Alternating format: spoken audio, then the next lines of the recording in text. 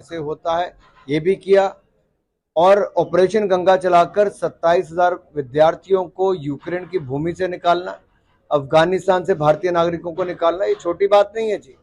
और इस आपदा के समय 200 करोड़ से ज्यादा वैक्सीनेशन करवाना, 80 करोड़ लोगों को 5-5 किलो अनाज 2.5 साल से ज्यादा समय तक मुफ्त में देना, और तो और भारतीय अर्थव्यवस्था को दुनिया में सबसे तेजी के साथ आगे बढ़ाना और भारत को दुनिया की 5वीं सबसे बड़ी अर्थव्यवस्था बनाना। मैं एक के बाद कई उपलब्धियां गिना सकता हूं।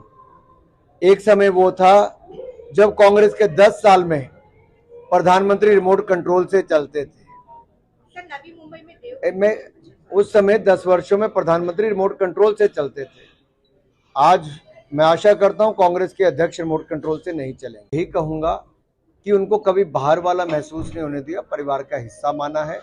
ये हम लोग स्वयं भी जहां जाते हैं बाकियों के परिवार का हिस्सा बनते हैं, वहां के विकास में योगदान देते हैं।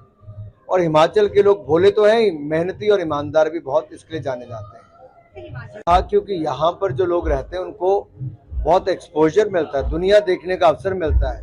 भांति भांति के लोग यहाँ रहते हैं, कॉर्पोरेट जगत से लेके प्राइवेट से लेके एंटरप्रेन्योर तक यहाँ पर है, तो यहाँ पर अवसर बहुत है। तो इन अवसरों के साथ हिमाचल को कैसे जोड़ा जाए, इसके लिए मैंने उनसे अनुरोध किया है, और युवा पीढ़ी इसमें अपनी भूमिका कैसे निभाए उसके लिए मैंने अनुरोध किया है।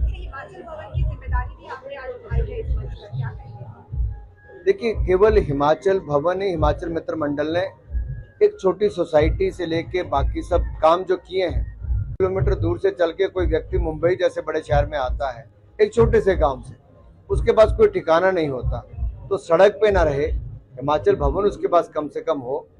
मेरा महाराष्ट्र की सरकार से इतना ही आग्रह है, मुख्यमंत्री जी से, उप मुख्यमंत्री जी से, कि इनका जेन्युइन केसेस को जल्द से जल्द किया जाए और एक शानदार भवन बनकर भी तैयार हो, और जो पहले सुविधा उसमें भी और सुधार किया जा सके। प्रबंधन कैसे होता है ये भी किया और ऑपरेशन गंगा चलाकर 27,000 विद्यार्थियों को यूक्रेन की भूमि से निकालना, अफगानिस्तान से भारतीय नागरिकों को निकालना ये छोटी बात नहीं है जी।